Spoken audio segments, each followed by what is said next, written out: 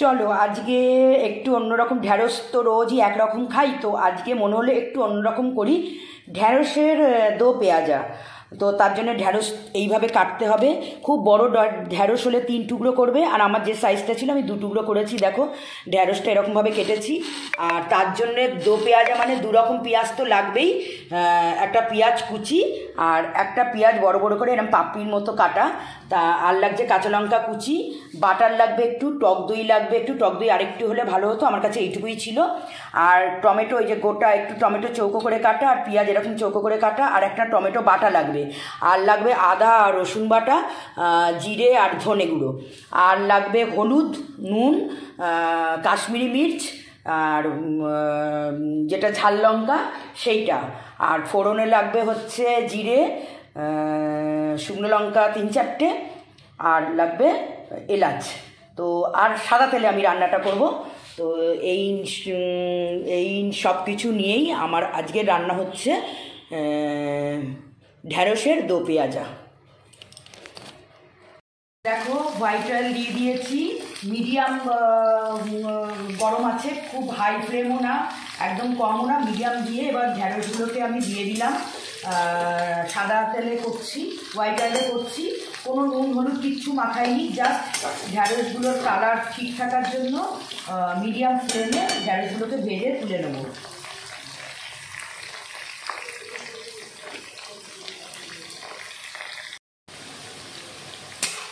দেখো ভাজা হয়েছে, একটা কালার থাকে, খুব চিপসে যাবে না, কালার থাকতে থাকতে এটাকে তুলে নিই।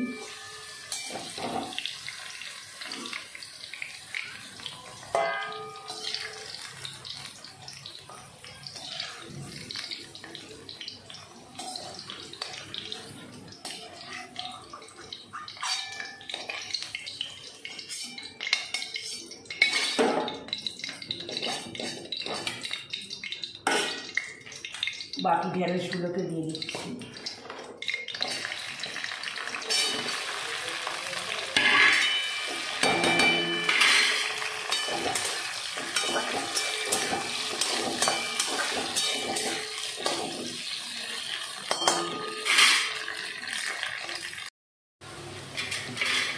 চলো এগুলো হয়ে যাচ্ছে, তুলে ফেলি।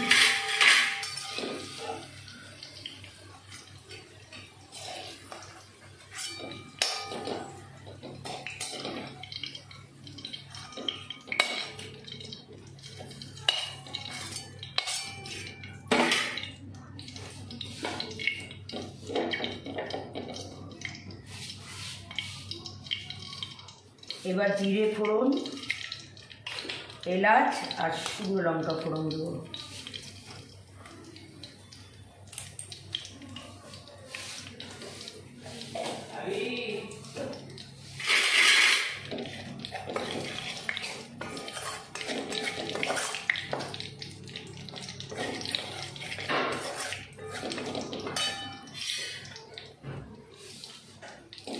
তোমাদের আরও দুটো জিনিস বলিনি, লাস্টে লেবু লাগবে, আর লাগবে হচ্ছে গিয়ে টক দই দেবো, ওটা ব্যালেন্স করার জন্য। চিনি তো লাগবেই একটু, আর লাগবে মেথি মেথি মেথি পাতা লাগবে। পেঁয়াজ কুচিগুলো দিয়ে দিই।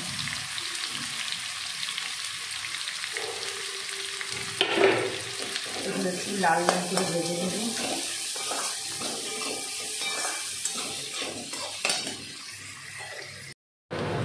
অফ করি, নাহলে শুনতে পাবে না। পেঁয়াজটা একটু হাই ফ্লেমেই ভাজতে হলো, যাতে একটু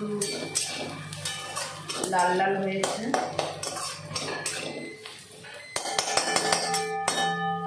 এবার এর মধ্যে দিয়ে দেবো আদা বাটা,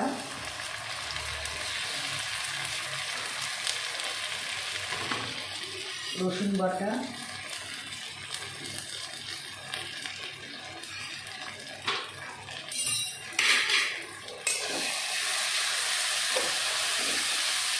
দিয়ে একটু এটাকে নেড়ে দেবো।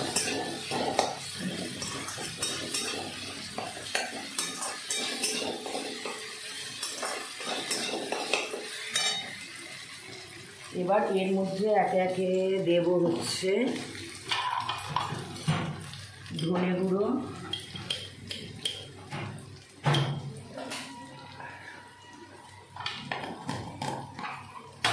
তোমরা আন্দাজ মতো তোমাদের দিও। আমি টেবিল চামচের হাফ চামচ করে দিচ্ছি। আগেরটা ছিল ধনে গুঁড়ো, এটা জিরে গুঁড়ো।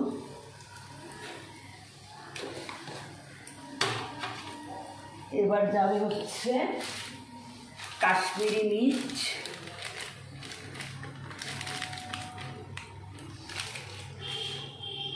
তারপরে যাবে হচ্ছে, আমরা বেশি ঝাল খাই না ওই জন্য অল্প শুকনো মানে লঙ্কা, এটা মেন লঙ্কা গুঁড়ো, কারণ কাঁচা লঙ্কা করবে ওই জন্য অল্পই দিলাম।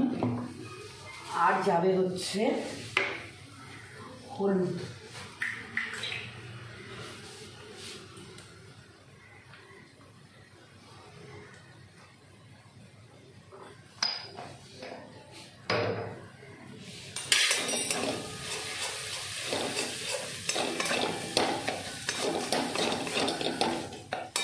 যদি জল লাগে তবে ইউজ করবে, নাহলে না। আমি টমেটোটা যেহেতু বেটে নিই, টমেটোটা ছোটো ছোটো করে কেটেও দেওয়া যায়, কিন্তু আমি এখানে বেটে নিয়েছি, পেস্ট করে নিয়েছি।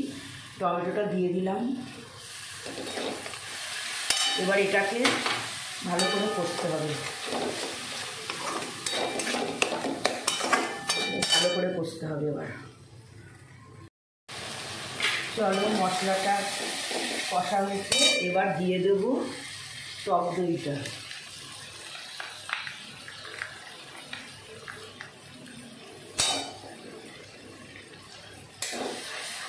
টক দইটা ব্যালেন্স করার জন্য একটুখানি চিনি দেবো।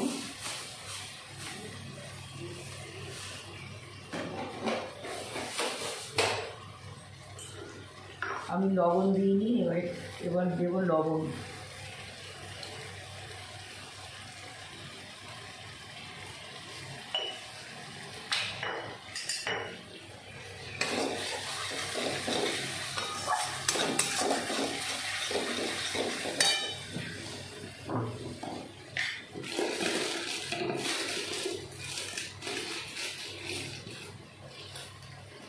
এবার দেব এই মেথি পাতাটা।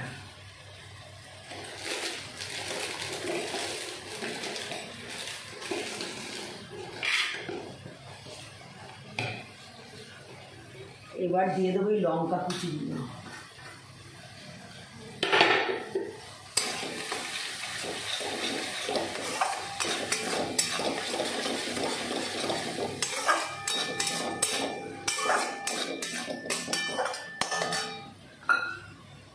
একটু জল দিয়ে দিলাম, মশলাটা টাইট হয়ে গেছে তো একটু জল দিলাম। আমি কড়াটাকে ট্রান্সফার করবো এদিকে।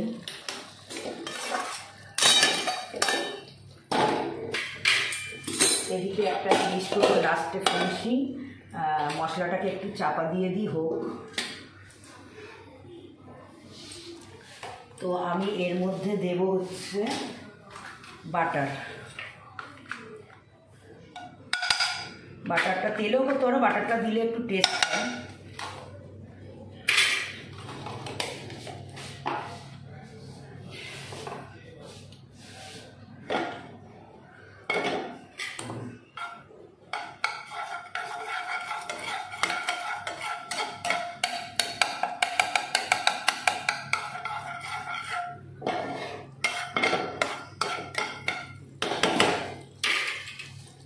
চলো, এবার যে বড় পেঁয়াজগুলো কেটেছি এগুলো দিয়ে দেবো।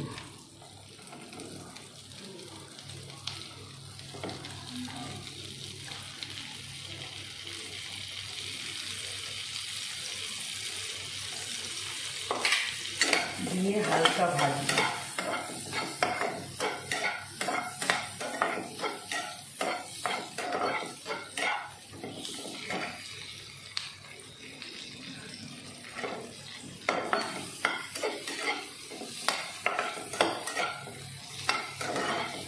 আমার সব পরিষ্কার করা বলে আমি ওখান থেকে তুলে নিলাম এটা।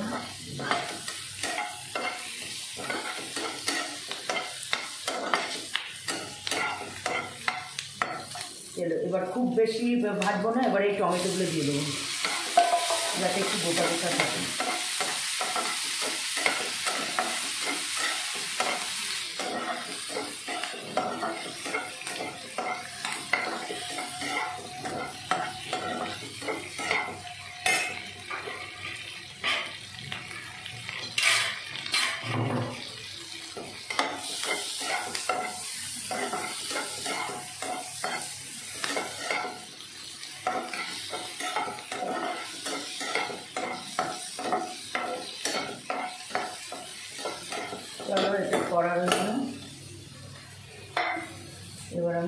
বন্ধ করে কড়াটা এদিকে নিয়ে আসি।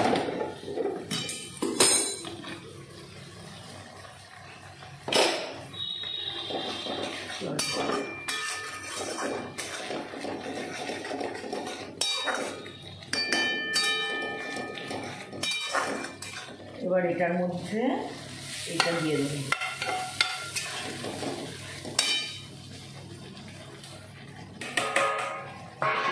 চলো এবার ঢ্যাঁড়সগুলোকে এবার দিয়ে দেবো।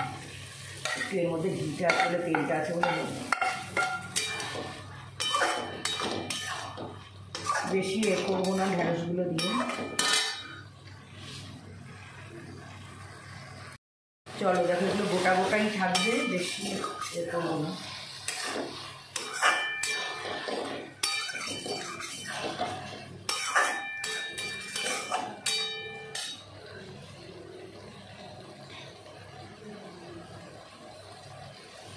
এবার এর মধ্যে লাস্ট ফিনিশিং ধনেপাতা থাকলে দেবে, আমার কাছে ধনেপাতা নেই বলে আমি দিতে পারলাম না, তো লেবুর রস একটু দেবো।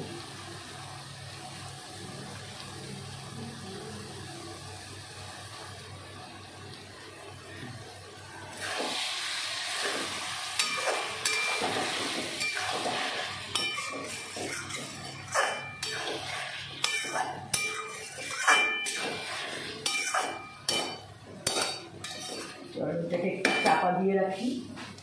কমপ্লিট ভিন্ডি দো পেঁয়াজা আমার রেডি টু সার্ভ। রুটি দিয়ে এরকমই খেতে ভালো লাগবে। তো তোমরা যদি করো জানিও কেমন হয়েছে।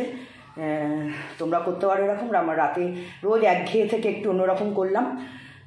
ভিন্ডি দো পেঁয়াজা। চল।